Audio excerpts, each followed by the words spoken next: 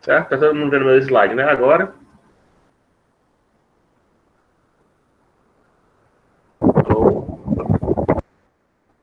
Sim? Não escutei. Sim. Ok. Então a gente está começar a falar de imagens, né? Que é aquele outro lado do nosso gráfico, né? Isso aqui foi uma coisa, é algo que eu tinha mostrado para vocês no início, né? Da nossa, acho que na primeira aula, né, a gente viu isso, que dados se transformam em imagens, né? Sendo que aí eu coloquei algumas sub-áreas da computação gráfica agora, né? A gente já deu, é lógico que cada uma dessas áreas tem mais, né? Sub-áreas, não tem só essas, mas e explorar cada uma delas seria um curso inteiro, né? De 6 meses, né? No semestre, né? Mas nisso a gente está vendo só o processo geral de transformar dados em imagens. Então, até se você quiser, se a gente quisesse ver só o processo inverso, né, de imagem para dados, também já seria outra disciplina, né? Mas agora a gente vai começar a discutir o que é imagens, né, e vai começar a dar uma pincelada, né, em processamento de imagens. Do mesmo jeito que a gente deu uma pincelada em modelagem geométrica, deu uma pincelada em renderização, né, atrás da rasterização, a gente também vai dar agora uma pincelada em processamento de imagens, né? Conhecer um pouco, né, sobre isso. Certo? Então, o que é uma imagem, né? A primeira coisa que a gente tem que definir, né? Imagem, né, para a gente, é aquela matriz de valores numéricos que discretiza ou quantizifica, eu espero que esse verbo esteja correto, dados gráficos ou não, certo? É quando a gente está querendo representar dados gerais, né? Você está querendo representar de forma gráfica, né? Aí eu coloquei 3 exemplos aí, né? Por exemplo, a gente tem o Angry Birds, né? Que o Angry Birds foi feito o quê? Tinha um modelo 3D, que é esse caso que alguns de vocês talvez fizeram, né? Então você tem um modelo 3D, aí você adiciona cores, luz, câmera, etc. E depois você rasteriza uma foto a partir daquele modelo 3D que você fez, né? Esse é o Angry Birds. A imagem do filme, né? De 2015.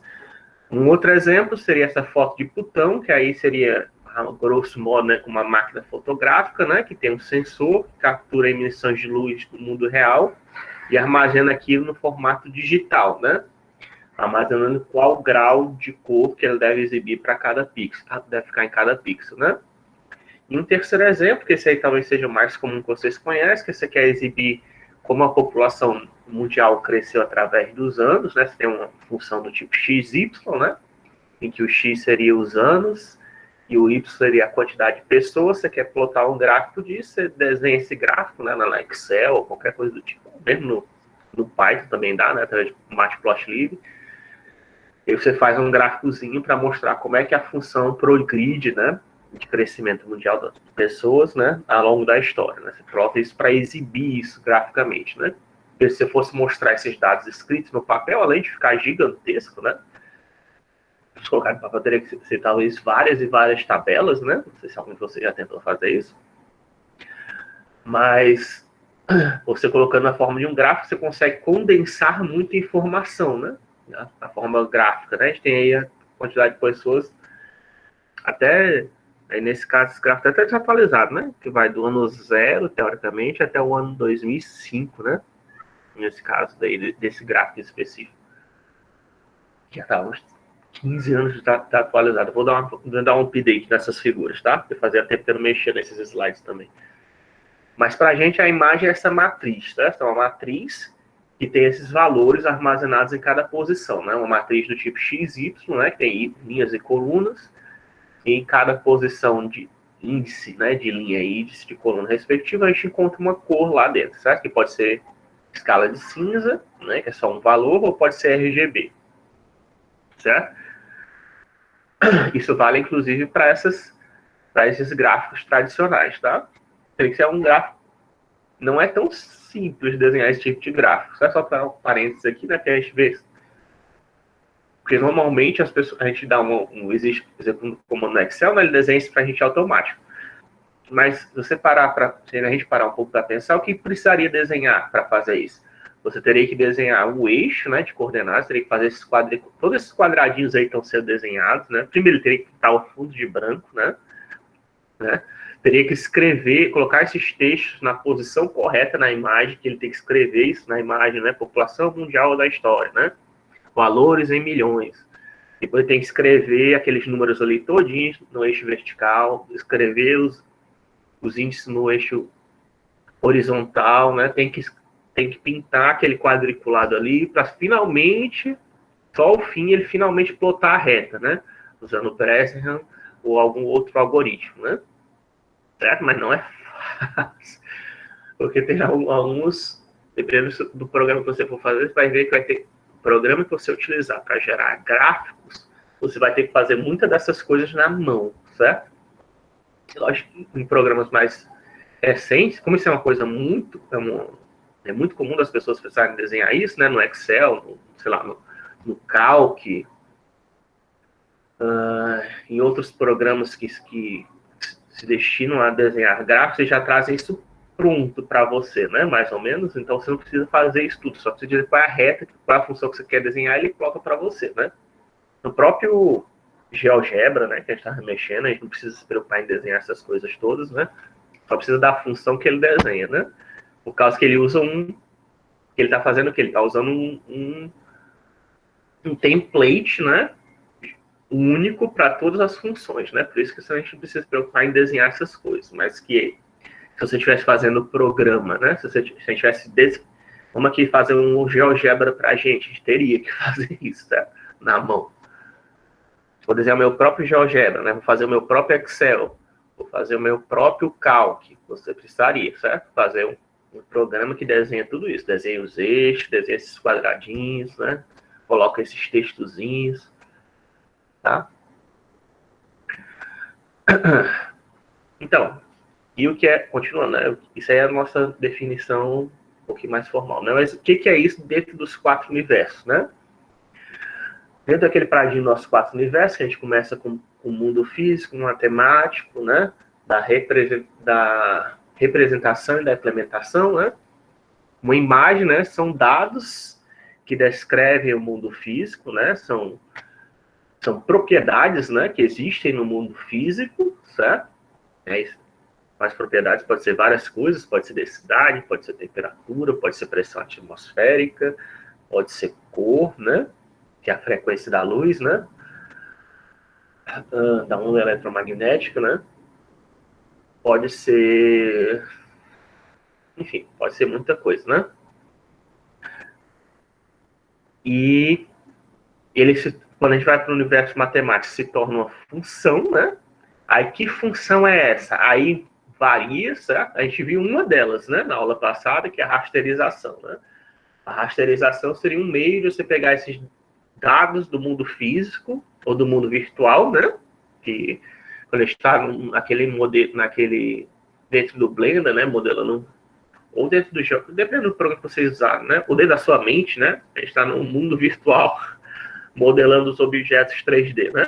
Para a gente poder, quando a gente passa aquilo para virar uma imagem na tela do computador, a gente faz a rasterização, né? A gente está transformando aqueles dados, aquelas informações que existem ou no papel, ou na nossa mente, ou no software de visualização 3D, a gente está pegando aquilo tudo e está transformando em pixels, né? Para poder ser exibidos na tela do computador. Mas essa não é a única função que existe, tá? Mas, enfim, é uma delas, né?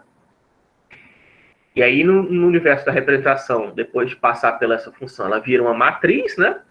E aí, no universo da implementação, no universo da representação, se torna uma matriz discreta, né? Que tem cada ponto da matriz representa uma cor discreta. E no universo da implementação, aí depende, né? Como é que essa matriz é representada no C, no Java, em Python, né? Aí isso aí cada um, ou qual formato que você está usando, é PNG, JPEG, né? Já é outra história, né? Certo? Eu estou querendo dizer que essa função de universo de representação não é única. A gente viu uma delas, que é a rasterização usada em softwares 3D, né? Mas aí também a sua câmera também faz uma rasterização. Também tem uma função ali de rasterização que ela captura luz do universo do mundo real, né? E gera uma imagem, se for uma câmera digital, né? Claro, e gera também gera essa mesma matriz, certo? Essa matriz de pixels que vai ser salva em JPEG ou PNG, sei lá o que, certo? A sua câmera também faz isso. Só a câmera fotográfica digital, professor, faz isso? Não, né? O scanner também faz, né? Através de outro processo, um scanner, né? Uma Xerox, né? Se for digital, também está fazendo a mesma coisa, né? Ela emite luz, né? Para deixar bem claro, e ela tenta capturar, né? As informações do papel para ser convertido, aplicando um programa chamado OCR, né? Que é Optical Character Recognition, né? Que ele, depois de ele escanear o seu papel, ele tenta reconhecer aqueles caracteres como texto, né? Para poder exibir num documento digital para você, né? Ele poderia exibir como fotografia também, né? Mas com fotografia ele estaria fazendo a mesma coisa que a câmera, praticamente, né? Então, por isso eu estou falando do caso do texto. Aí no texto ele aplica um OCR e tenta reconhecer o texto que estava escrito, né? Certo? Esse aí também é uma outra função, né? Que também faz a mesma coisa, certo? Então, basicamente, o que ele faz nessa função é pegar uma matriz, pegar uma matriz de infinitos pontos, né, teoricamente, né? Seria pegar o espaço 2D, 3D ou 2D, né? Enfim, dependendo do que você está fazendo, e converter isso de forma discreta, né? Transformar isso em dados, né? Digitais, certo? Aí tem um exemplo dessa função que seria, né?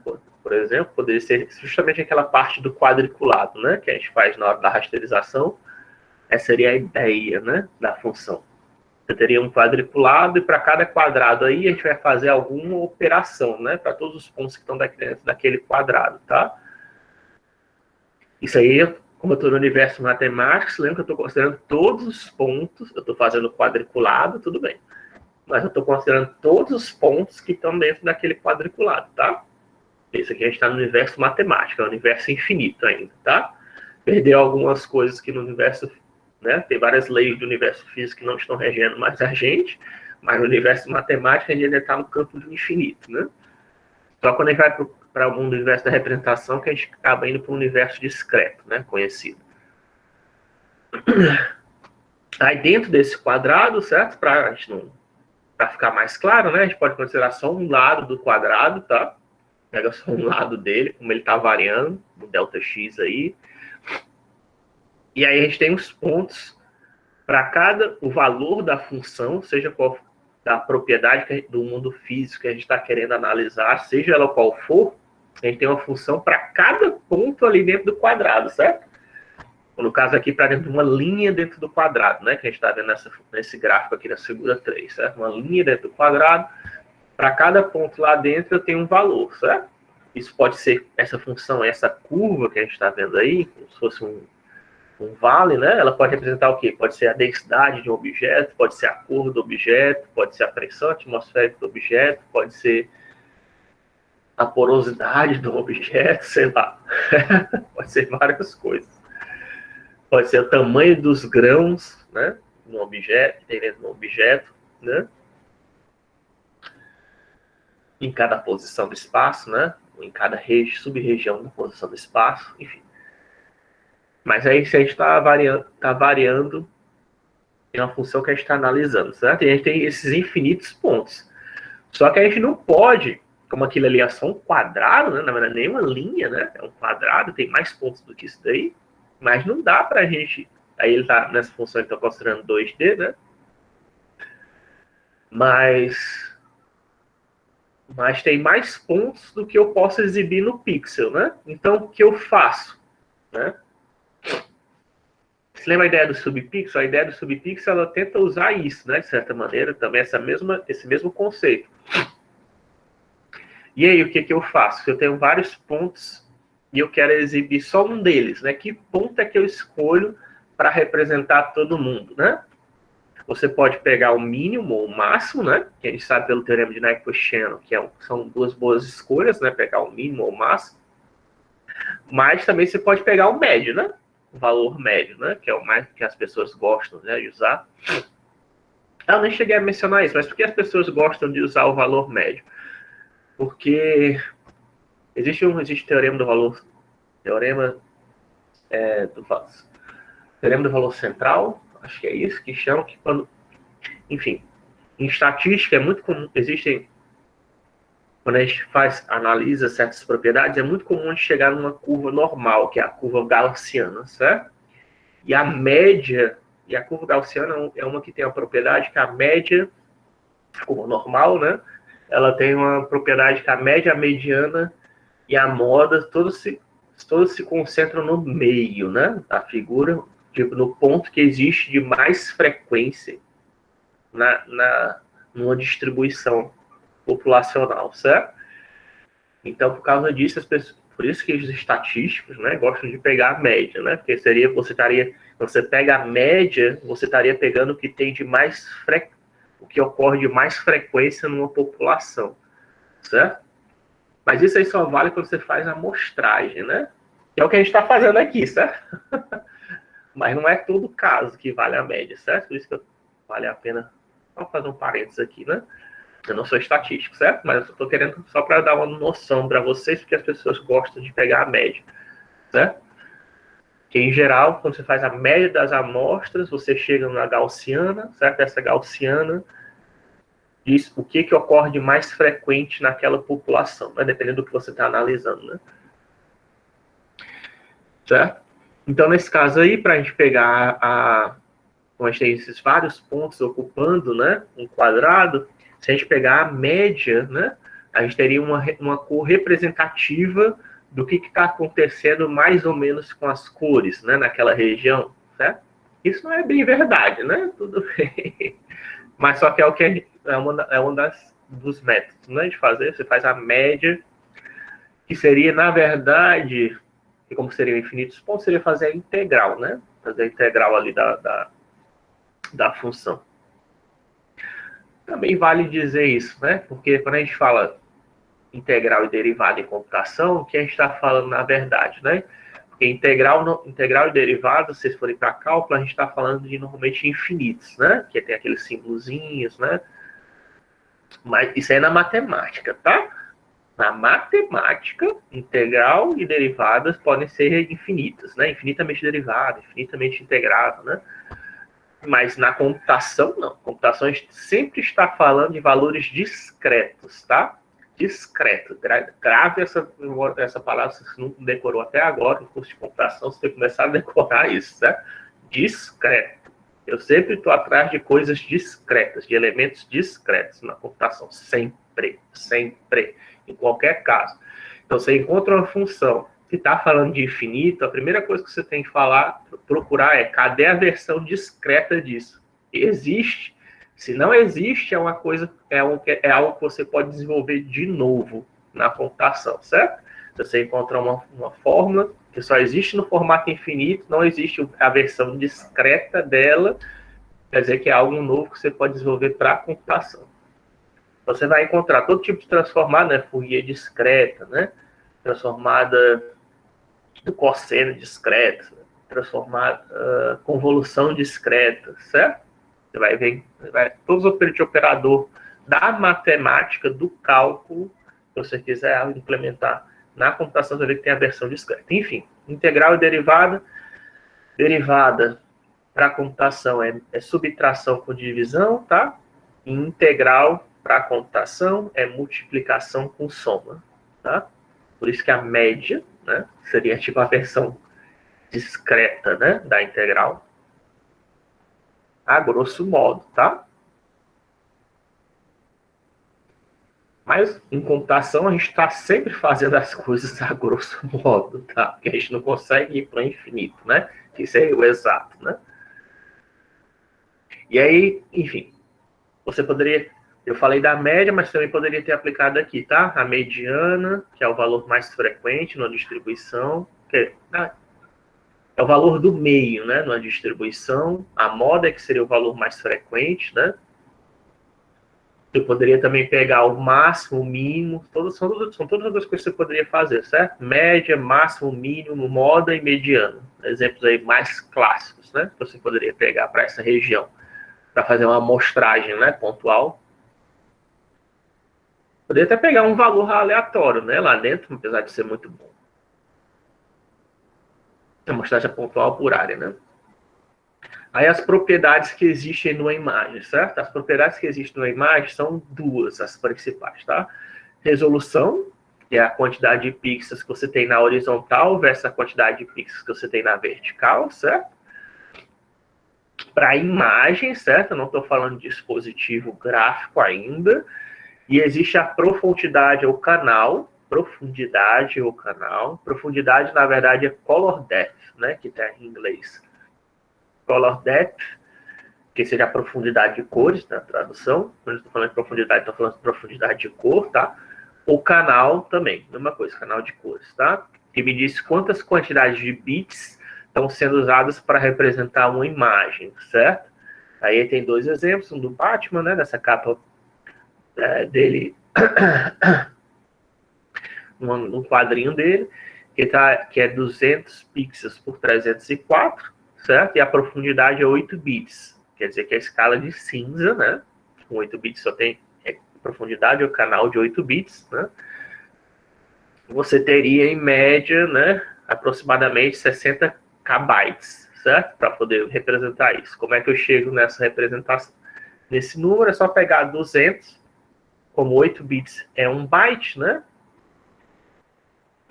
Oficialmente, né, para você pegar isso, você teria que pegar 200 vezes 304 vezes 8, depois dividir por 8, né, para transformar em byte, tá? Mas aí 8 por 8, né, só fica 200 vezes 304.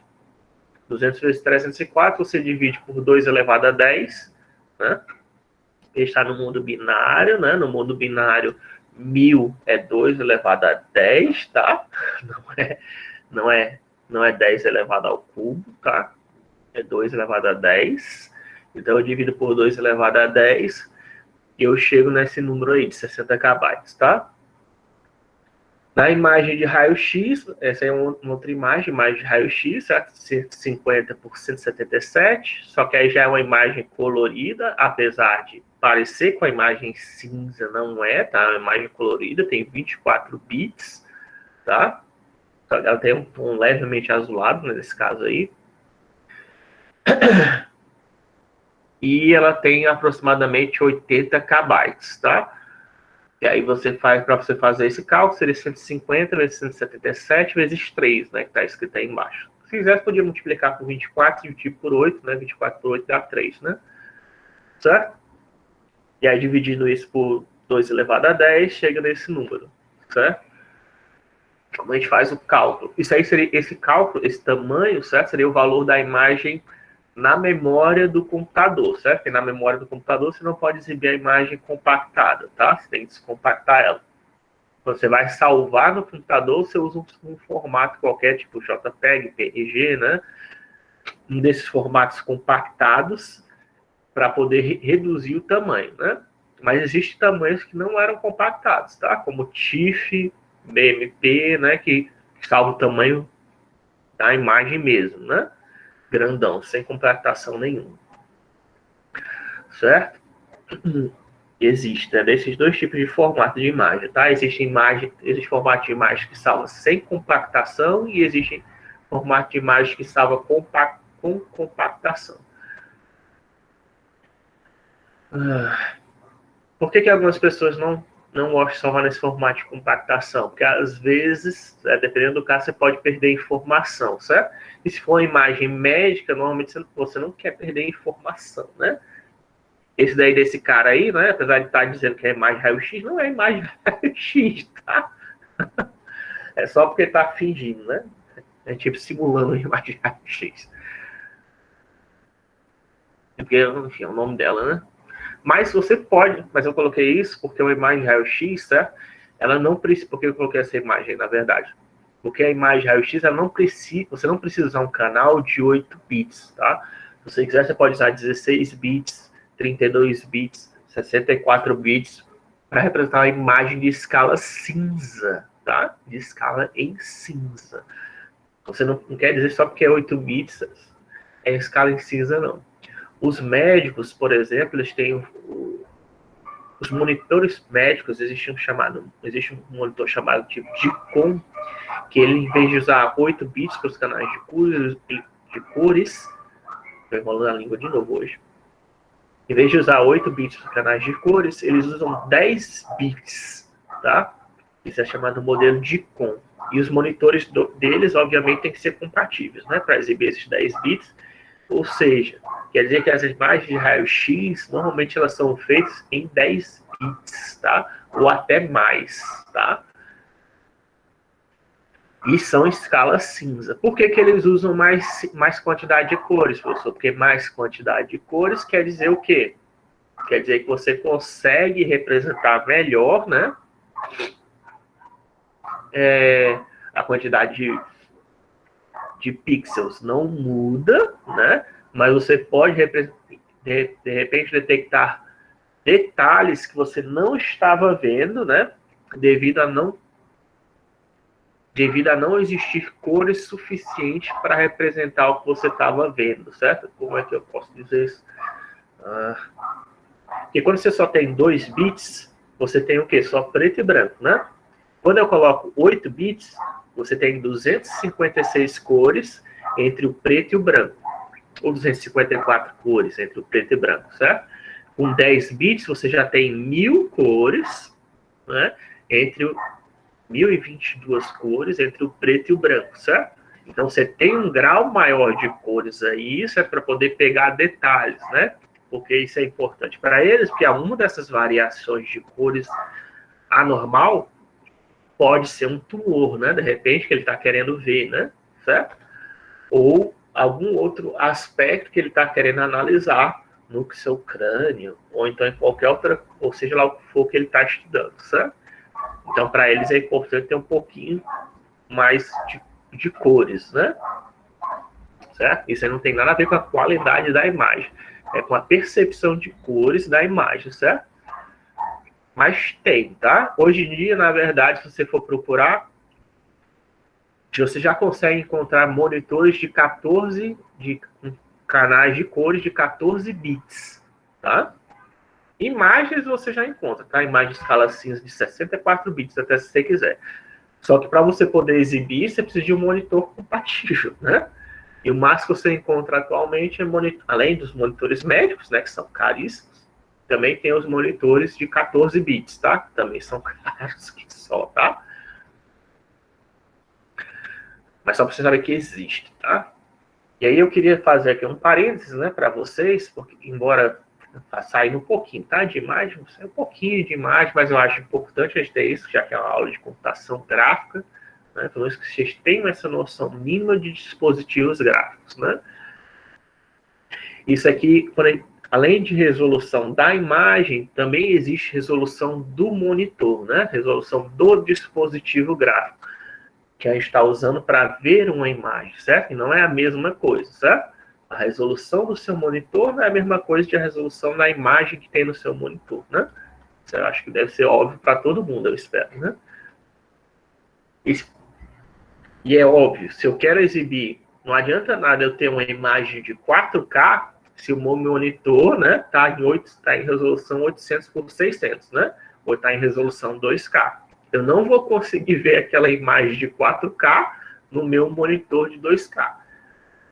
Corrigindo, você vai conseguir ver, só que muitos pixels não vão estar sendo exibidos, certo? Porque o seu monitor não exibe 4K, né? Você pode até ter uma imagem de 8K no seu monitor, salvada no seu computador, né? Que você baixou da internet. Baixei da internet uma imagem de 8K. Mas se o seu monitor não tem resolução de 8K, você não vai conseguir ver os 8K, certo?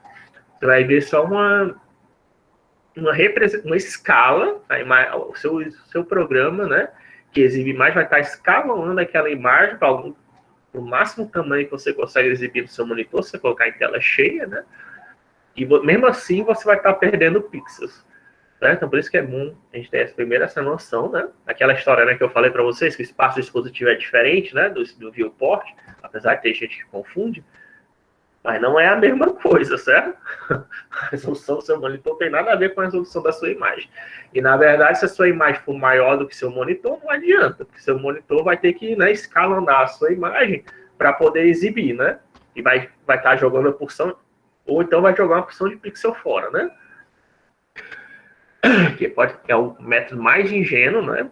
Que alguns monitores fazem para poder exibir imagens maiores do que ele suporta, é descartar pixel. Né? Joga pixel fora e mostra só para poder exibir a imagem tela cheia. Né? Certo? Os monitores também têm uma taxa de atualização, que é a frequência, certo? Aí isso aí também é bom a gente fazer uma separação, que é a taxa de frequência deles no monitor. Porque quando a gente fala em animação, que a gente vai falar em breve, vocês vão ver que em animação existe uma coisa de frame per second, certo? FPS. Frame per second, frames é uma imagem, tá? É a quantidade de imagens que eu estou exibindo por segundo, certo? Os filmes tradicionais exibiam 24 imagens por segundo, certo? 24 FPS, para vocês terem uma ideia, né? Certo? A taxa de atualização de um monitor comum é 60 Hz. 60 Hz, que a gente já discutiu em questão de frequência, quer dizer o quê? Quer dizer que ela faz 60 atualizações dessa tela que está sendo exibida para você na sua frente, no seu monitor agora, provavelmente. Esse monitor também deve ser de 60 Hz, que nem o meu. Quer dizer, talvez algum de vocês tenha mais do que isso. Estou dizendo tradicional, tá? Quer dizer que seu monitor agora, na frente de você, está atualizando, está desenhando essa imagem do meu slide aí 60 vezes por segundo, tá? Isso não tem nada a ver com a imagem do seu desktop, tá? Ou com a imagem que a gente está... Que vocês estão vendo agora, com eu me mexendo, né? E são várias imagens, né? Eu me mexendo. Mas aí meu slide parado é uma imagem só, certo? Na verdade, isso tudo é uma imagem só, né? Tá? São várias imagens que estão sendo transmitidas agora via stream para você. Mas... pegando essa imagem, né? Essas imagens estão sendo atualizadas numa taxa de 60, isso no seu monitor, tá? 60 vezes por segundo, ele está redesenhando. E a sua placa de vídeo, né, seja integrada ou não, ela está desenhando essas imagens numa frequência X, né? Que é essa FPS, né? 24 frames por segundo, né? Ou se você quiser 24 Hz, se você quiser também chamar, pode chamar, né? Que seria 24 quadros por segundo. Nesse caso da câmera, tá? Porque a câmera, ela atualiza, provavelmente essa minha câmera aqui não é muito boa, a taxa de atualização dela deve ser 24 FPS. Mas, para que eu estou dizendo isso? Porque quando você pega um monitor, do mesmo jeito que eu acabei de falar que tem aquela, não adianta você pegar uma câmera maior, né? Se você tem uma imagem, pegar uma imagem maior para exibir num monitor de resolução menor, também não adianta você querer, não adianta eu colocar um monitor de 60 Hz, se a minha câmera está exibindo 24 FPS, né, não adianta, não ajuda, certo? Não faz nenhuma diferença. Na verdade, assim, a grosso modo, o que o pessoal diz? Para você garantir que tem uma imagem mais suave possível, no caso da câmera, se você está exibindo ela 24 FPS, a frequência desejável do seu monitor seria 48 Hz, tá? Pelo menos para poder exibir uma videocâmera, uma webcam, de forma fluida. Se não está fluido ainda, quer dizer o quê? Quer dizer que é problema da sua conexão de internet, né? É problema do seu computador que não está conseguindo processar todas as imagens que está recebendo da câmera. É outra coisa, certo? Mas o seu monitor, se ele tem 2 vezes a frequência da placa de vídeo, que é aquele negócio teoricamente Nyquist Channel, né? De novo, aplicando aqui, já é o suficiente, tá? Para poder exibir de forma fluida, certo? Ou mais ou menos fluida. De forma fluida que eu digo é para enganar que sejam algo vivo, né? Que está se mexendo, né? Para parecer que algo realmente está se mexendo e não como se eu fosse um robô, né? Aqui, tá? Isso que aconteceria no caso de uma frequência baixa. Porque não adiantaria também, o inverso não funcionaria, certo? Se a minha câmera estivesse mandando 60 quadros por segundo, mas seu monitor estivesse atualizando fosse de 24 Hz, nossos monitores, o que ia acontecer? Ia ter muito quadro que ia ser descartado. Que até não seria nem desenhado, né? Provavelmente, porque já ia aparecer outros em cima, né? Ia dar um efeito Aí que depende do seu monitor, né? O que poderia acontecer? Ou seu monitor ia descartar uma porção de imagens da câmera, ia ficar um negócio assim, a minha mão tá aqui, de repente aparece aqui em cima, depois aparece aqui embaixo, você não vê a transição da minha mão, né? Ou então ia aparecer que eu estava falando em câmera lenta. E a minha voz, tu ia ver que a minha voz não ia estar sincronizada com os meus lábios, né? Com a imagem dos meus lábios, né? De qualquer jeito ia dar defeito, né? Defeitos especiais, se fosse o inverso, né? Nesse caso aqui dá certinho, né? Certo? E a outra propriedade é a profundidade, né? Que é o color depth que eu acabei de já discutir, né? Aquela questão dos monitores médicos, né? Você quer que seja compatível com os canais que você está usando. Uma última qualidade que é importante mencionar nos dispositivos gráficos, para vocês saberem que existe, é a questão do PPI, tá?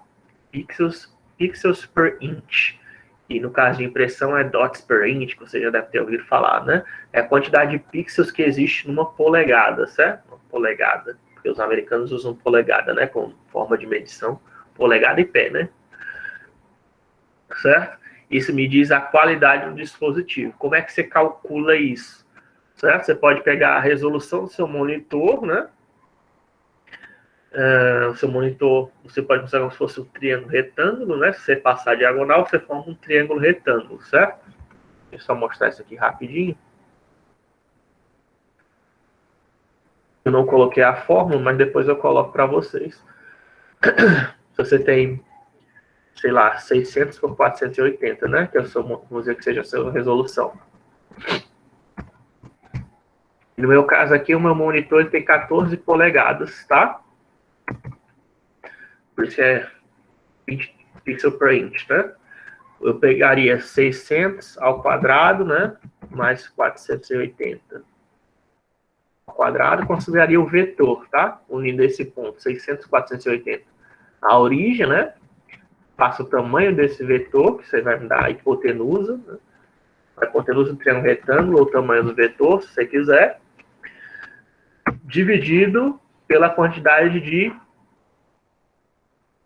de polegadas, que é o tamanho do meu monitor, no caso 14, certo? Isso aqui vai me dar um valorzinho, né? Isso não é a resolução do meu monitor, tá? A resolução do meu monitor é para ser real, né? Deixa eu ver qual é a resolução do meu monitor. –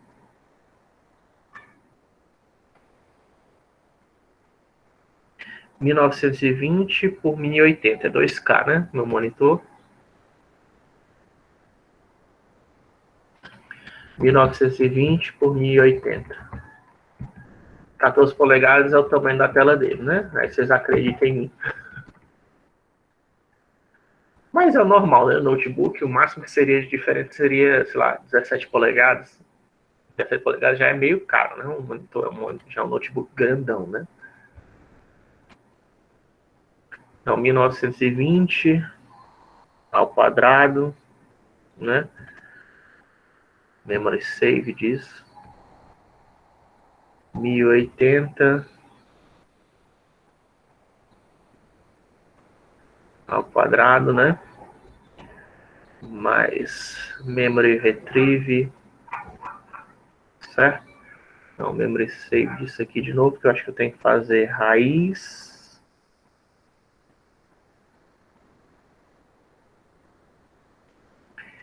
E aí, raiz 2, SQRT, memory retrieve. Pronto.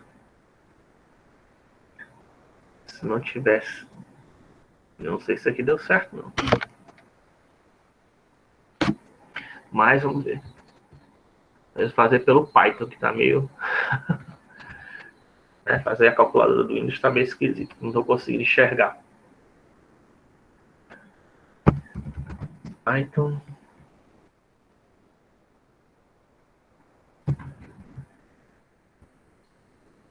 As letrinhas são bem pequenininhas, né?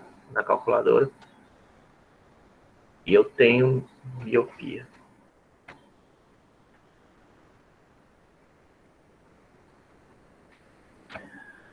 Então, from math suporte SQRT,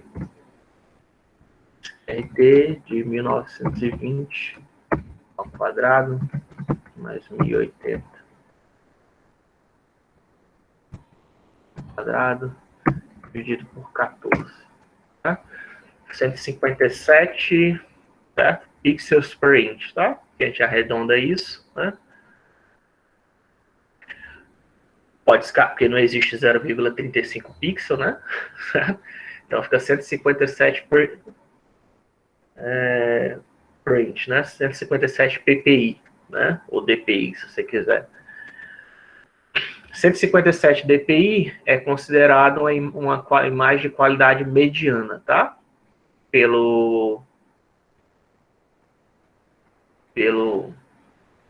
documentação do Android, certo? Na documentação, ou mesmo pelo Google, segundo o Google, certo? 157 dpi seria uma qualidade de imagem, de exibição de imagem em um dispositivo gráfico mediana, certo?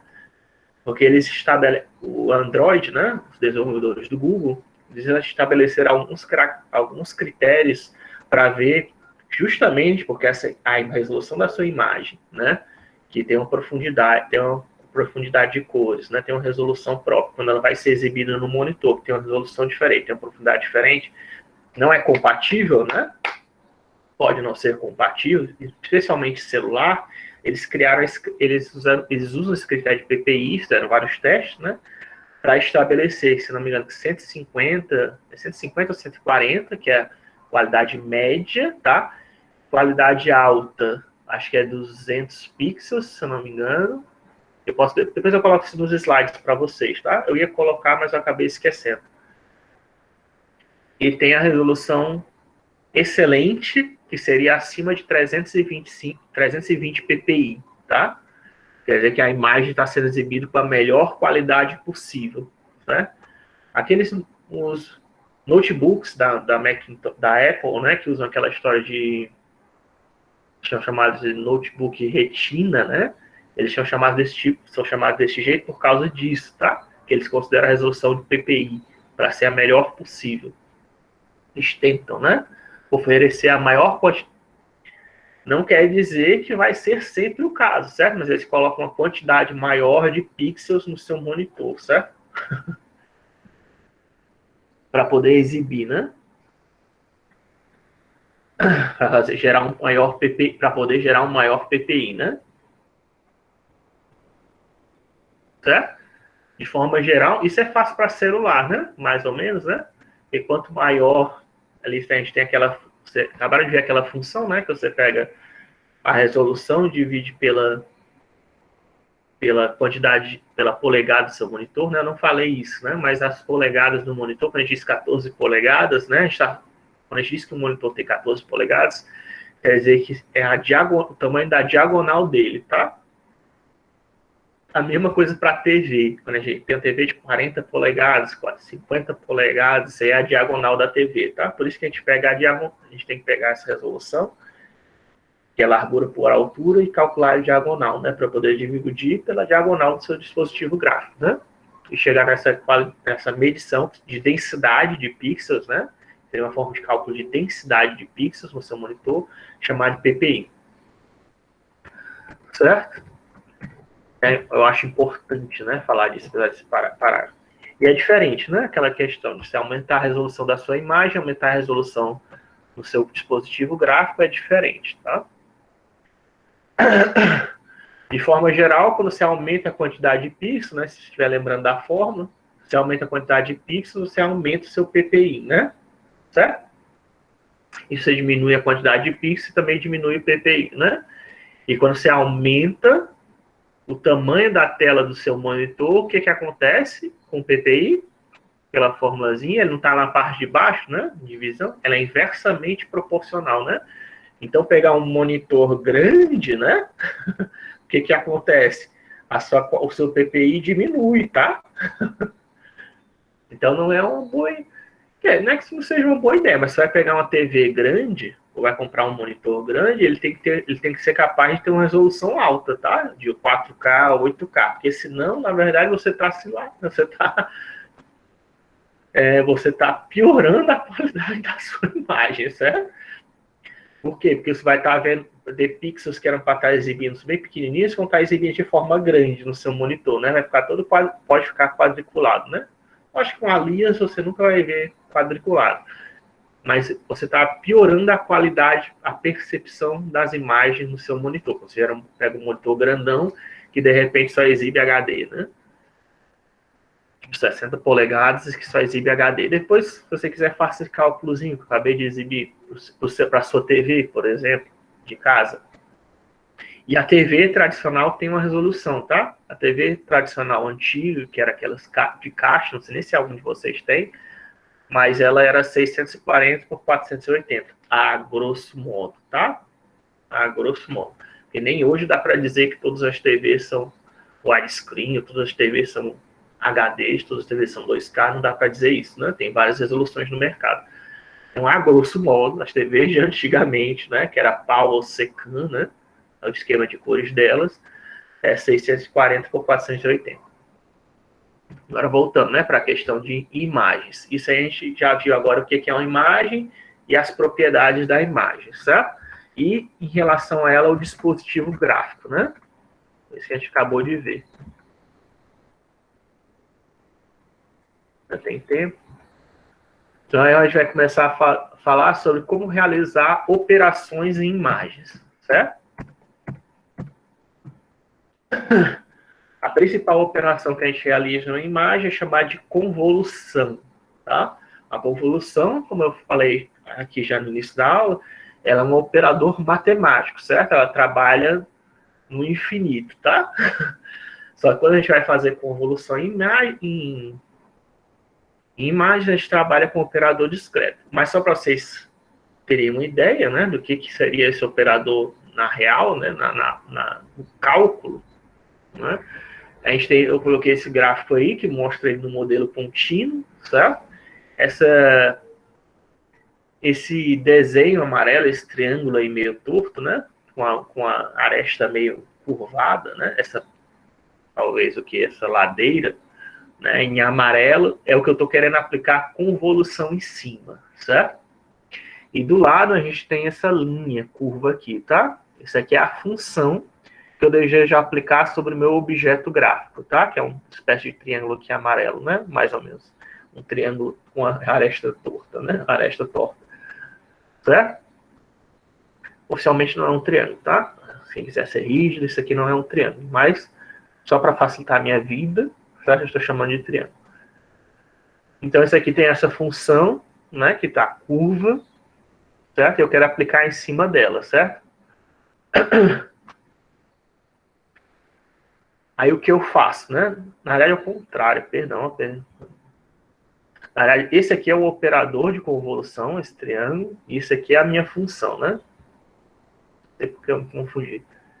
Certo? Então, esse aqui é a função, essa curva, né? E esse triângulo aqui é o nosso operador que eu vou aplicar convolução. Por que eu sei que é ele, professor? Como é que você sabe que é ele? Porque aqui eu faço o espelhamento. Ó. Você lembra do espelhamento? Tá? No espelhamento, eu pego o meu operador e inverto ele, tá? Eu espelho ele com relação ao eixo Y, né? No caso aqui 2D, seria em relação ao eixo Y. Ele fica ao contrário, né? Quer dizer... Eu não tenho nada. Tenho que deixar os objetos aqui depois para poder exibir para vocês as coisas. Mas, basicamente, se tem a minha mão, né? Seria fazer isso, né? Certo? Espelhamento dela, né? Você está invertendo, né? A ordem dos dedos. O primeiro seria para ser o mindinho, né? Por exemplo, na minha mão aqui. Quando eu inverto, primeiro eu viro o dedão, né? O polegar, certo? Isso é a primeira coisa que você faz ao aplicar convolução, certo? É espelhar o kernel, né? Que a gente vai ver que o nome disso é kernel, que eu estou querendo aplicar em cima da função. Depois que eu faço espelhamento, eu faço a multiplicação e soma, né? A integração da função parte a parte, certo? Conforme eu ando por cima dela, certo? A integração. Eu faço a integração dessa função espelhada com a minha outra função, certo? Na prática, para a gente, né, de forma discreta, também na forma contínua, também é como se você estivesse pegando a função e deslizando ela em cima da outra, tá? Eu peguei a função, deixa eu ver se eu consigo me ver para mostrar para vocês isso. Para poder me ver, né? Para ver o que vocês estão vendo. Então, tem aqui a minha função, certo? Eu quero aplicar com... Isso aqui é uma imagem, certo? Essa tela aqui que eu estou dentro é a minha imagem, tá? Eu tenho aqui a função, eu quero aplicar a convolução. Inverta a imagem primeiro, né? E agora eu aplico ela, ó, linha por linha, tá? Em toda a imagem. Isso aqui é a chamada de operação de convolução, tá? Sendo que como isso aqui é um volume, né? Um triângulo, né? Você lembra aquele caso ali do triângulo? Ou no caso aqui é a minha mão. É lógico que quando eu estou passando linha por linha, pixel por pixel, eu estou pegando outros elementos da imagem, né? Que fazem parte daquele cálculo, tá? Mas eu tenho que passar isso em todos os pixels da imagem, tá? Isso aqui é a convolução, né? Certo?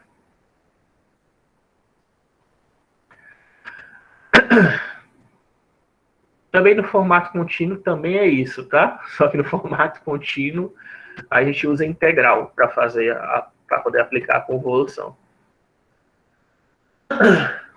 No caso do computador, a gente vai fazer o quê? Como eu falei no início da aula, por isso que eu falei também, é multiplicação e soma, tá? Mas você tem que fazer esse espelhamento, né? Lembra disso? Então, convolução, espelhamento e aplicar em cima da imagem. Se fosse no modelo contínuo, era integral. No modelo discreto, multiplicação com soma. Certo? Então, aqui tem um exemplo, tá? Do que é a convolução de kernels, né? Isso aqui a gente chama de núcleo, por isso que a gente chama isso aqui de núcleo, né? Porque, na verdade, a gente pega uma matriz de forma que ela tem um pixel no centro dela, né? Nesse caso aí, o meu kernel, por exemplo, ele é 3 por 3, que vocês estão vendo nesse slide, e o núcleo do meu kernel deveria ser, tá? Esse slide não ficou muito bom, mas deveria ser o centro, tá? O 00 deveria estar aqui no centro, né? Mas, enfim, considere que o 11 está aqui no centro, tá? Que o 11 é o centro da minha imagem e ele é a minha referência para fazer o cálculo dos pixels, né? Porque ele está pegando isso aqui, na verdade, lá da imagem, né? Pelo que eu estou vendo aqui. Ele pegou lá o pixel 1 na imagem, ele está calculando aqui o kernel, pegando os pixels em volta da imagem, né? Tudo bem, está pegando os pixels da imagem, né? Ok? Mas o kernel do centro, o centro do nosso kernel, da nossa função, é o E, tá? Quer dizer que o pixel que eu estou pegando na imagem é o E, e eu estou pegando os pixels em volta dele, os vizinhos, né? Os pixels vizinhos, imediatamente em volta dele, para fazer um cálculo, tá? Então, aí, esse slide aí tá... Vou depois dar uma ajeitada nele, né? Mas isso é como a gente chega no kernel espelhado, tá?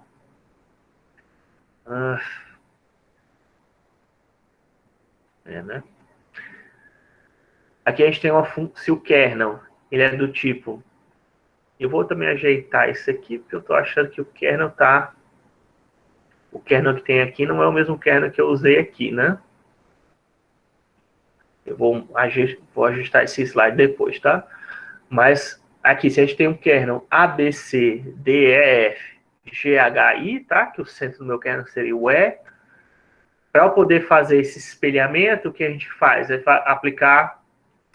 trocar linhas por colunas e depois colunas por linhas, tá? Não é a mesma coisa que fazer transposto, tá? Não é a transposto. Mas a ideia é você primeiro trocar as linhas de posição e depois trocar as colunas.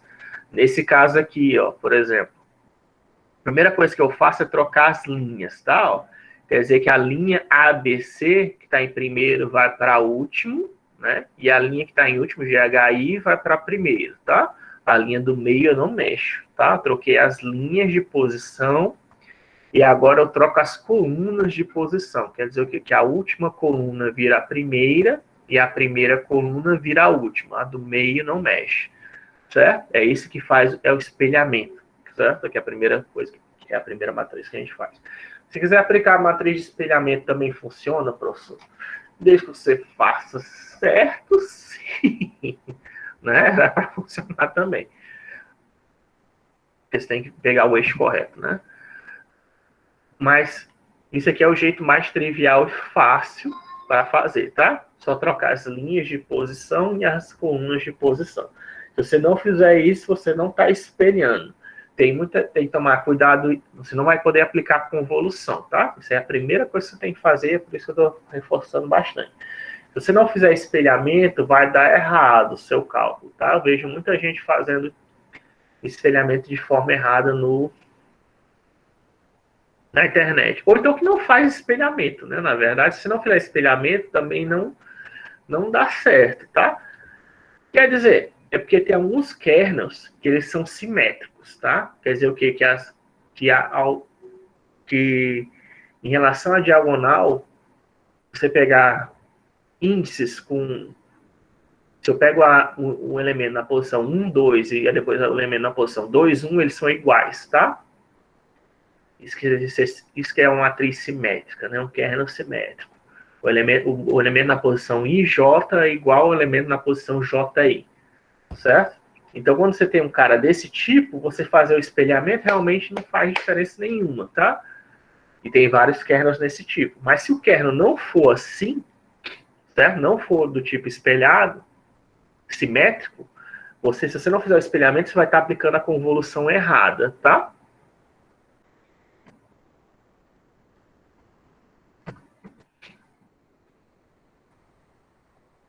A primeira coisa que você faz é o espelhamento, tá? E aí você, embora eu esteja no pixel E, que é o pixel 1, tá? Esse aqui é o pixel que eu estou na imagem. Esse aqui é a imagem de entrada, input é a entrada, output é a saída, certo? Na imagem de entrada é essa posição que eu estou aqui. Eu estou nesse pixel aqui, no pixel 1, tá? Aí eu peguei todos os pixels vizinhos da imagem, eu vou fazer um cálculo com eles, aplicando o kernel, né? Para produzir o pixel 1 na imagem de saída, certo? E aí, como é que eu faço, né?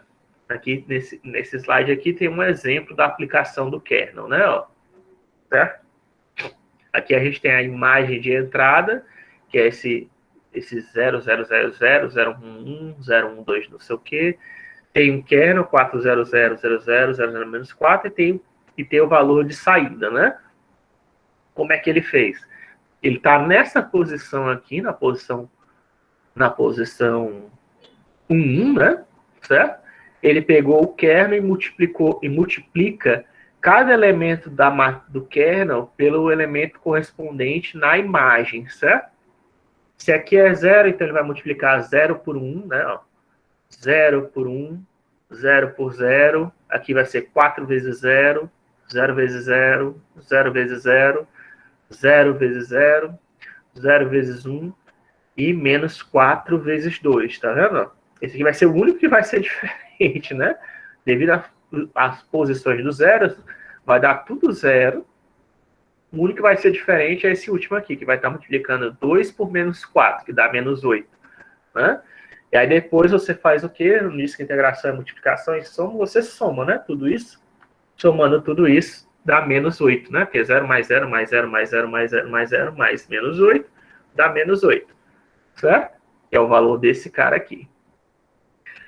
E aí tem um detalhe, né, que é importante você saber. E esse cara aqui da borda, professor, né? Se fosse um cara aqui da borda, né? Porque quando tá aqui dentro, tudo bem, né? Porque o kernel se encaixa direitinho, né? Mas se eu estivesse pegando um elemento da borda, se eu estivesse pegando um elemento da borda, não sei se está ficando claro, né? Mas se eu tenho... Deixa eu ver.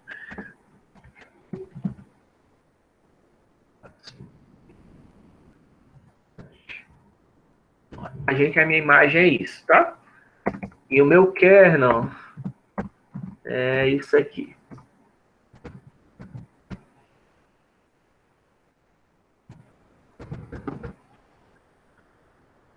Tá? Isso aqui é o meu kernel.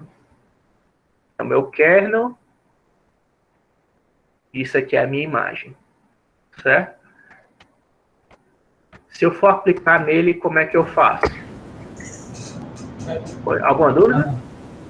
Não, eu queria saber se o senhor se enganou aqui no... Não, acho que não, né? Se eu colocou um número quaisquer, né? Porque 4, 5, 6, 6, 8, 9. Se eu queria que fosse 6, 8, 9 mesmo, a última linha, Ah, sim, não perdão. importa. Não, não importa, mas posso. Obrigado. 7, 8, 9. Esse aqui é uma imagem, né? Isso aqui está representando uma imagem, podia ser qualquer valor, mas para ficar consistente, né? 1, 2, 3, 4, 5, 6, 7, 8, 9, né? Isso aqui é uma imagem, certo? Isso aqui são as cores dos pixels da imagem, né? Uma imagem de escala cinza, né? No caso, tá? E esse aqui é o meu kernel, né?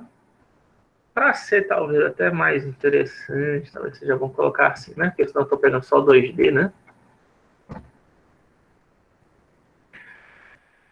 Pegando só um D, né? Se for assim. Certo? Esse aqui é o meu kernel. Aí eu quero aplicar. Se eu aplicar nesse cara aqui do meio, é fácil, né? Mais ou menos, porque aqui é 1 vezes 2, menos 1 vezes 4, 1 vezes 6, menos 1 vezes 8, né? E o resto é 0, né? Mas para aplicar nesse cara tudo bem, né? Como é que seria? A gente vai ter aqui a imagem de entrada, né? Eu quero produzir uma imagem de saída. Vai ser o quê? Talvez 0, 0, 0. Começando, tá? Não tá vazio lá a saída, né?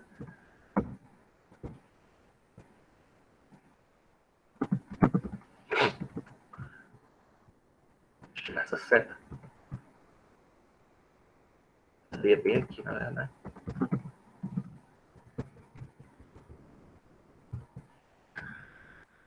E eu quero aplicar o meu kernel, né? Esse aqui é o meu kernel.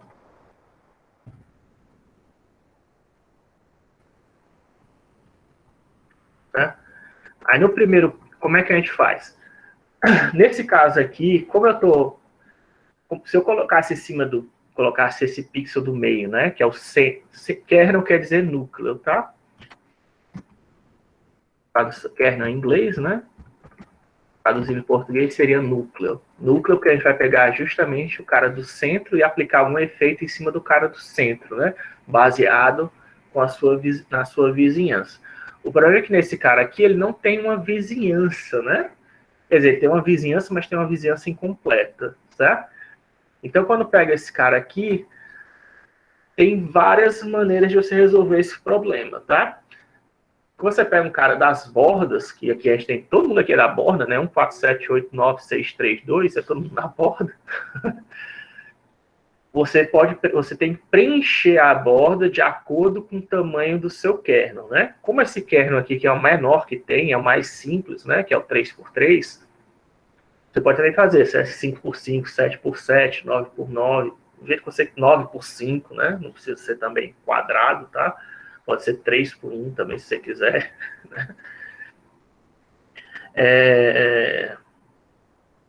Você tem que preencher as bordas de alguma maneira. E como é que você preenche? Imaginando justamente que a sua imagem é uma função, certo? Quando você imagina que a sua imagem é uma função, não, que é um sinal, né? Quando você imagina que ele é um sinal, esse sinal pode ser representado de várias formas, né? Pode ser uma função de Dirichlet, né? Que é tipo, você tem todo mundo é zero fora dela, e só dentro do espaço da imagem é que existe cor, e todo mundo fora dela é zero, certo? Esse é o mais tradicional das pessoas usam, que até softwares como Petrel, que é um software que é usado para engenheiros de petróleo, né? Se eu estiver falando errado, desculpa. Mas é um software aí famoso. Ele faz exatamente isso, ele preenche com zeros, certo? Ele já coloca até por default, toda imagem já coloca uma camada de zeros em volta, certo? Mas não é a única maneira, certo? Você também pode imaginar que a imagem é um sinal que se repete no espaço todo, certo? E aí, nesse caso, deixa eu colocar aqui vou colocar as possibilidades aqui embaixo, tá?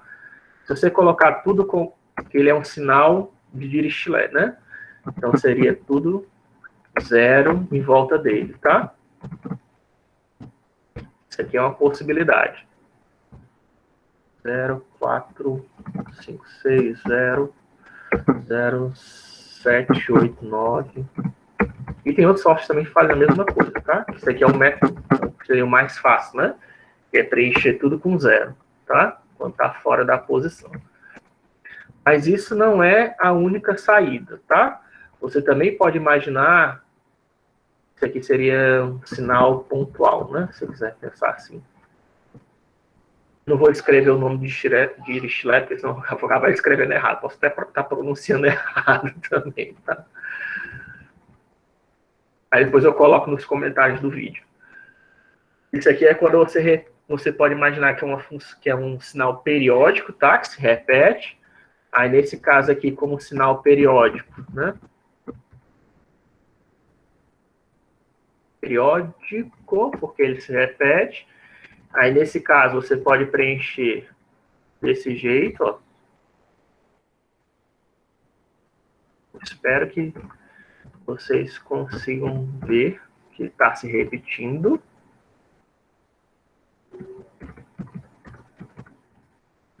Certo? Aí aqui 7, 8, 9. 3. Aqui seria 7, 8, 9, né?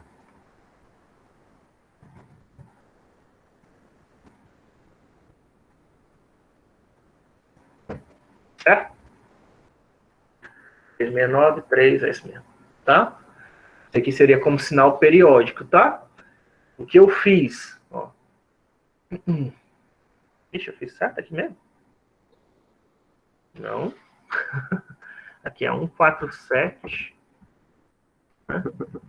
1369, tá? 369, 147. Tá? Agora tá certo. 789, 123. Pronto, agora sim. Certo? Ó. Que essa primeira, veja que essa primeira linha, ela aparece repetida aqui, né? Ó. Certo? Porque aqui continuaria, né? A imagem. E essa linha daqui, ó, ela aparece repetida aqui, né? Ó. Não somente isso, mas a coluna, ó, essa coluna 71471 aparece repetida aqui, 71471. E essa coluna aqui 93693 aparece repetida aqui, né? 93693, tá? É como se eu estivesse preenchendo aquela. A gente falou até a questão de textura, né? Eu estou preenchendo todo o espaço com as minhas imagens, tá? Repetindo a imagem várias vezes. É um sinal periódico, tá? Isso aqui também é outra possibilidade. E existe uma outra também. Não sei nem se eu deveria ter colocado antes do sinal periódico. Mas já que eu coloquei agora, né? É o sinal que se repete, né? Repetido, sinal repetido. O periódico é repetido, mas como é que a gente poderia chamar isso? Seria repete último, sinal que repete o último, né? Contínuo. Sinal contínuo, né? Vamos chamar assim. Por quê? Porque quer dizer que fora, né? Que isso aqui é como se fosse uma função, né? Que ela teve alguma variação e quando ela chega no final, né? Ela começa a se repetir, né? Tá? Quer dizer que aqui eternamente vai como se fosse 1, 2, 3, depois do 3 é eternamente 3, tá? Certo? A mesma coisa aqui, né? Chegou 4, 5, 6, fica 6 para sempre. 7, 8, 9, fica 7, 8, 9 para sempre, né? Certo? Aí aqui 7, 4, 1, né? Porque veio do infinito, né? Tá sempre 1, teve alguma variação, depois virou 3 e fica 3 para sempre, tá? Uma função contínua, né? Sinal, como se fosse uma espécie de sinal contínuo, né? Isso se espalha, né? Tá? Tem um nomezinho para isso. Se eu encontrar, depois eu coloco nos comentários, tá? Mas é como se a variação central da imagem, porque nesse caso aí o único cara que está variando é o 5, né? Mas Na prática, numa imagem, ela tem um grosso lá dentro, né, que está sempre variando, e as bordas, elas são espalhadas por todo o espaço, né? Certo? É como se fosse a espécie da função de Gauss, né? Também, que tem o centro, né? Centro da imagem, que é a função de Gauss, ela é infinita, né? O sinal de Bell, né? Ela é infinitamente aproximando do zero, e quando ela chega no centro, ela faz um montinho, tá? Esse montinho seria a nossa imagem, e depois que ela se afasta, fica todo mundo se aproximando de zero. No caso aqui, se aproximar de zero, seria ficar todo mundo constante. Por quê, professor? Mas 100 não é zero, professor. 3 não é zero, 6 não é zero, 9 não é zero. Não, mas a derivada é, né? Então, a derivada é zero, quer dizer que não tem alteração nenhuma no sinal, né? Certo? Ok? A única alteração que teve foi dentro da imagem, né? Tem outros meios, tá? Mas esses aqui são os mais comuns que eu vejo o pessoal usar. Esse sinal contínuo, eu vou ver se tem um outro nome. Eu tô com a impressão que o pessoal chama de repete, mas repete para mim fica meio confuso com periódico, porque periódico já dá a impressão de só tá usando outra palavra para repetir, né? Mas eu vou dar uma olhada se tem um termo melhor para isso, tá? Mas no nosso caso aqui seria o sinal contínuo, periódico ou pontual, tá? Ok. Aí só para saber que existem esses vários métodos para você preencher o espaço, né, fora da imagem. Veja que eu só preenchi tá? Eu só fiz uma borda, né, em volta. É como se eu estivesse fazendo uma borda da imagem, né? Mas se eu fosse fazer, na prática é isso que a gente está colocando. A gente está colocando uma borda em volta da imagem para poder aplicar o kernel, tá? E aí, como preenche essa borda, você pode preencher com zeros, pode repetir a imagem, ou pode repetir os elementos da borda, né? Ou pode repetir a imagem, né? Na prática é isso, né? Que a gente fez, preenche com zero, repete a imagem inteira, ou repete só a borda, tá? Seriam os métodos mais comuns, né? Veja que, embora eu tenha usado tamanho 1 para a borda, certo? Eu usei tamanho 1 porque a gente está usando o menor kernel possível, certo? 3 por 3. Se você fosse usar um kernel de 5 por 5, por exemplo, você ia precisar de uma borda de espessura 2, tá? Se fosse 5 por 3, uma borda de espessura 2 por 1, certo? 7 por 5, uma borda de espessura 3 por 2, né? Ou 2 por 3, ou 5 por 7, tá? O seu kernel, né? Então você coloca essa borda, que ela pode ser uma coisa que você aplica só na memória, depois descarta, né? Ou você pode colocar como parte da imagem, né? Salvar, talvez. Você que sabe. Porque vai estar ocupando espaço, né? Sem necessidade. Bem, então vamos fazer aqui o caso mais simples, tá? Que essa aí seria uma função pontual que está cheia de zero fora da imagem, tá? Está cheio de zero fora da imagem. Eu vou aplicar aqui para esse nosso primeiro cara, 1, tá? Então, vou fazer isso até o final da aula, né? Espero que acho que dá.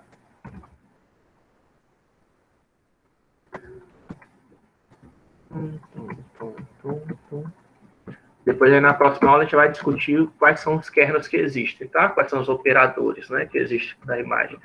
A gente está vendo só como é que faz a aplicação do operador na imagem.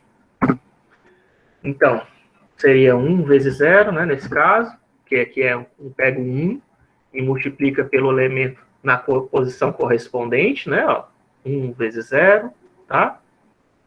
Aí aqui, 2 vezes 1, né, mais 2 vezes 1. Mas para ser mais, vamos seguir a posição do kernel, tá? Seria 0, 1, 0, menos 1, 0, 1, para tentar ser o mais didático possível. Menos 1, 0. Tá? Aqui na primeira linha. A primeira linha do kernel, se eu pego 1, tá todo mundo aqui fora, né? Então vai ser todo mundo 0, né? Ó, 0, mais 1 vezes 0, mais 0 vezes 0, né? Mais menos 1 ainda tá do lado de fora, né? Esse cara aqui, ó. Se a gente pegar, né? Eu tô pegando 1, esse primeiro elemento aqui não tá nessa posição, né? Então, esses caras aqui estão do lado de fora. O 0, 1, 0 e esse menos 1, 0, né? Estão do lado de fora. Só esse 0 aqui que vai pegar o primeiro elemento, né? vai pegar o 1. Opa.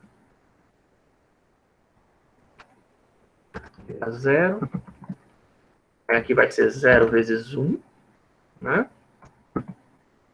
Mais 1 vezes 2, né? Ó, tô pegando o cara agora vizinho do 2, do 1. Aí depois 0 vezes 0.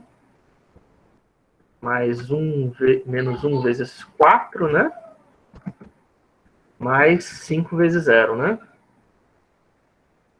Deixa eu tentar diminuir aqui o tamanho do Notepad para ver se a gente consegue ver tudo. Pronto. Mais 0 vezes 5, né? Tá? Isso aqui dá quanto? Dá 2 menos 4 menos 2, né? Certo? Então, ali no nosso valor final vai ser menos 2. Ok? Entenderam? Deu para entender? Alguma dúvida em relação ao que eu fiz? Acabei de fazer. Ó, os caras que aparecem primeiro na multiplicação são os elementos do kernel, tá? Quem aparece segundo, depois do sinal de multiplicação, que eu estou usando aqui, né, como asterisco, eu coloco o elemento da imagem, tá? Então, aqui é 0, 0, 0, porque eu estou pegando os caras que estão do lado de fora, 0, 0, 0. Depois eu peguei 0, 1, 2, que aí seria essa primeira linha, né? Ó, 0, 1, 2. E depois eu pego 0, 4, 5, né? Ó, certo? 0, 4, 5. E sempre usando os elementos da primeira linha, ó, 0, 1, 0, menos 1, 0, 1, 0, 1. E depois 0, menos 1, 0. Tá? Aí fazendo a multiplicação correspondente, cada elemento pelo seu elemento correspondente, e fazendo a soma posterior, né?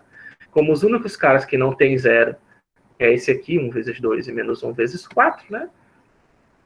2 menos 4 menos 2, né? E aí agora a gente faz isso para todos os outros elementos, né?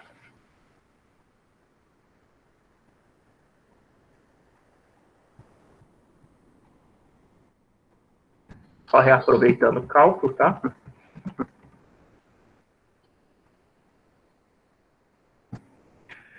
A posição 2, né? Na posição 2 vai ser 0, 0, 0, né? Ainda. Continua a mesma coisa, porque está do lado de fora. Só que aqui vai ser, ó, 1, 2, 3, né? Aí agora pega quase todo mundo aqui. E aqui vai ser 4, 5, 6. Aí vai dar quanto? Vai dar menos 1, menos 3 dá 2. 2 com menos 5, menos 3, né? Certo? Se não estiver fazendo errado. Aí agora para o 3. O 3 vai dar o quê? Continua 0, 0, 0, porque está tá na lado de fora, né? Aí vai 2, 3, 0, né? 5, 6, 0, né?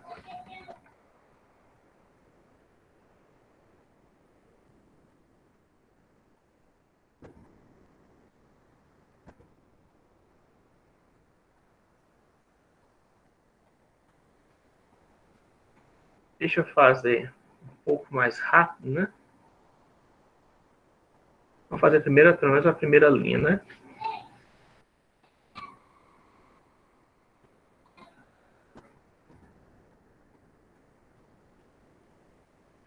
Aqui é menos 1, né? Menos 5, menos 0. Aí 3 menos 1. 3 menos 1 dá 2, né? Aí menos 5 com 2 dá menos 3. Isso mesmo. Aí menos 4 com 2 dá menos 2. Tudo bem. Aí ali dá... No 3 vai dar 6 menos 0.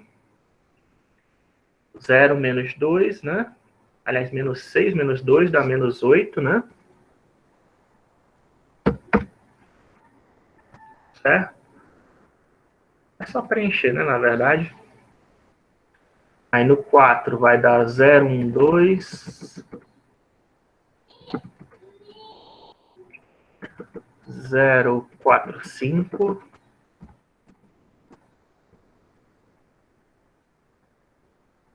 012, 045, 078. O 5 é o único que vai dar todo mundo, né? Que aí vai dar 1, 2, 3, 4, 5, 6, 7, 8, 9, né? Aí no 6 vai ser 2, 3, 0, 5, 6, 0, 8, 9, 0. E agora na última linha vai dar 0, 4, 5, 0, 7, 8, 0, 0, 0, porque agora a última linha, né? Quando eu estou na última linha da imagem, né? Ao contrário da linha de cima, todo mundo de baixo vai ser 0, 0, 0, né? Então, 0, 0, aqui já pode até preencher esses caras aqui como 0, 0. A última linha vai ser todo mundo 0. Aí, 4, 5, 6, né? O 8, 7, 8, 9. E 0, 0, 0, né? Isso também aconteceu, não aconteceu com 1, quem que aconteceu isso? Com 2, né? Então ficou 0, 0, 0, 1, 2, 3, 4, 5, 6, 4, 5, 6, 7, 8, 9, 0, 0, 0. E agora o 9 vai ficar 5, 6, 0, 8, 9, 0, 0, 0, 0. Pronto, os índices já estão. Tá tudo certo.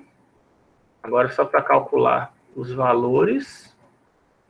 Como sempre, eu não estou conseguindo ver meu mouse. Certo? Então ficou menos 2, menos 3, menos 8, 4. Vai ser aqui, ó. Certo? Menos 7 com 1 dá menos 6. 5 com 0 dá 5. Menos 6 com 5 dá menos 1. Certo? Aqui vai dar menos 8 com 2 dá menos 6. 6 com menos 4 dá 2, né?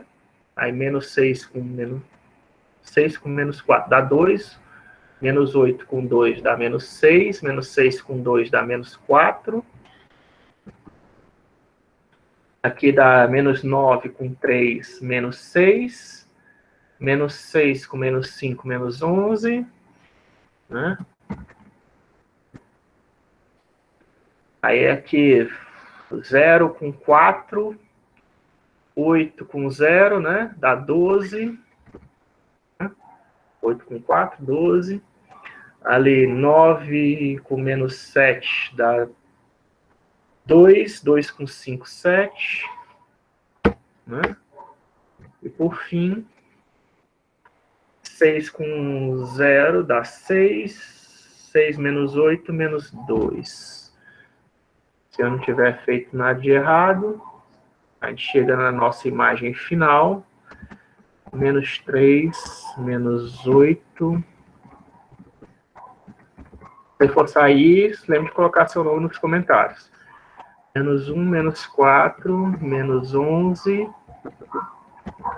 12, 7, menos 2. Certo? Essa é a nossa imagem depois de aplicado o kernel, tá? Vocês podem conferir os cálculos, eu espero que esteja tudo certo. Dá menos 8 com 6, 2. Enfim, depois eu confiro os cálculos, tá? Porque eu fiz aqui rápido, tá no final da aula. Mas eu vou postar isso aqui para vocês quando eu publicar essa aula, certo? A gente não acabou, quando eu terminar, né? Antes de terminar a imagem, eu publico isso aqui para vocês com os cálculos corretos, se tiver alguma coisa de errado. Mas aqui tem um caso interessante para citar, antes de a gente terminar essa aula. Vocês viram que deu valores negativos, né? Deu vários valores negativos, né? Nesse caso aqui, eu estou calculando uma espécie de falsa derivada, né? Que eu fiz. né? Uma falsa derivada. E aí o que a gente faz nesse caso de valores negativos? Tem duas situações que você pode fazer nesse caso de valor negativo, porque não existe cor negativa, né? Eu acabei de citar no caso de 256 bits de cores. Aliás, cores, eu falei dos canais de cores, mas eu não cheguei a falar disso, tá? Cores jamais são inteiras, tá? Cores jamais são valores inteiros, são sempre valores naturais, certo? Ou naturais, ou então em softwares. Em softwares, você vê isso como ponto flutuante, tá? Mas aí quando eles colocam como ponto flutuante, é sempre de 0 a 1, tá? São as duas maneiras de você representar. Em software, você vê cor representada de 0 a 1, tá? Mas a cor no seu monitor, ele é representado o quê? De forma discreta, tá? De 0 a 255, se for canais de 8 bits, para cada canal de cor. E por que tem que ser assim? Tem que ser assim porque você, dependendo da tecnologia, né? Se for LED, né, você tem que dizer qual é a intensidade do LED que ele tem que acender, né? Que vai ser, de repente, uma voltagem, né? Lá no microcircuito dele, que vai ajustar a voltagem dele entre o mínimo e o máximo, num degradê, né? De acordo com essa intensidade discreta, né? Se você não der um valor discreto para ele, como é que ele vai fazer, né? Não dá para... Não existe... Vê que o problema de pontos flutuantes é que você não consegue nem representar todos os pontos flutuantes que existem, né? E para você passar a voltagem, para poder mudar lá a intensidade do seu LED, você tem que passar um valor discreto, tá? De forma ideal, né? Se você não passar, ele vai descartar a coisa, né? Não adianta. Mesmo que você não passe, ele vai descartar a informação para poder gerar para ele poder saber qual a intensidade que ele tem que deixar mais claro ou mais escuro, né? O LED. Se fosse 3 LEDs, né? RGB, cada LED, né? Tem que saber a sua intensidade correta. Certo? Então não existe LED negativo, né? Negativo já está abaixo do preto, né? Está abaixo do LED apagado. Então o que você faz nesse caso? Tem dois casos, tem várias coisas que você pode fazer nesse caso, tá? O mais comum seria você pegar quem é o menor dos caras, né? No caso aqui, menos 11, e somar 11 com todo mundo, tá? Se eu somar 11 com todo mundo, 22 vira 23, né? Menos 1 vira 10, e aí você usa para pintar de acordo com isso, né? Outra ideia seria você normalizar essas cores, transformar tudo para 0 em 1 e depois multiplicar por 255, né? Certo? Mas desse jeito aqui você não pode exibir. E você tem que saber isso. Por que eu estou chamando a atenção a isso? Porque quando você aplicar um kernel em cima da imagem, pode aparecer valores negativos, certo? Se aparecer valores negativos, como é que eu sei isso? Se você estiver fazendo na mão, né, você tem que lidar. Se você estiver usando um software, tipo Photoshop ou GIMP, você vai ter que confiar que eles estão fazendo da melhor maneira possível, né? Mas eles podem colocar isso, podem exibir isso para você em formato de preto, tá? Eles podem transformar todo esse negativo em 0, tá? Seria o jeito, coisa mais ingênua a fazer, seria transformar tudo que for abaixo de 0 em 0, certo? E aí você vai ficar cheio de pretos na imagem, tá? Sem saber por quê. E eles professor? Depende do software, tá? De processamento de imagens. Professor? Diga. Só querendo dizer que um aluno caiu da chamada, ele está pedindo para... É o Gabriel aí, no caso. Pronto, eu vi. Então, quando você gera a imagem, você aplica um kernel na imagem, você pode aparecer esses negativos e esses negativos... Obrigado por ter avisado. Esses negativos são representados, vão ser exibidos no formato de preto, tá? Para um processador de imagens. Mas, dependendo do caso, o processador de imagem até te permite aplicar alguns filtros de forma que você não perca essas informações, tá? Como eu disse, depende do processador de imagem que você está usando. Mas se você estiver fazendo na mão, porque você pode, né? Como eu acabei de mostrar, não é um cálculo muito complexo. Você pode fazer um script facinho, né? É bem fácil fazer um script que percorre toda a imagem e aplica um determinado kernel em cima da imagem, para fazer vários tipos de teste, né? Não é muito complicado. Fazer em qualquer linguagem que você queira, inclusive Python, né?